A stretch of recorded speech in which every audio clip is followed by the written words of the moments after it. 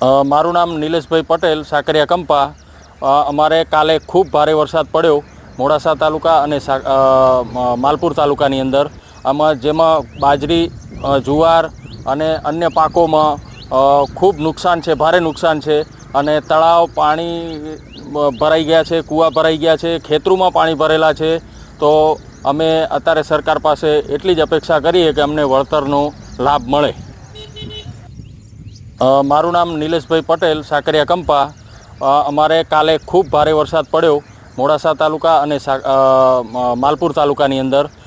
જેમાં બાજરી, જુવાર અને અન્ય પાકોમાં ખૂબ નુકસાન છે, ભારે નુકસાન છે અને તળાવ પાણી ભરાઈ ગયા છે, કૂવા ભરાઈ ગયા છે, ખેતરોમાં પાણી ભરેલા છે।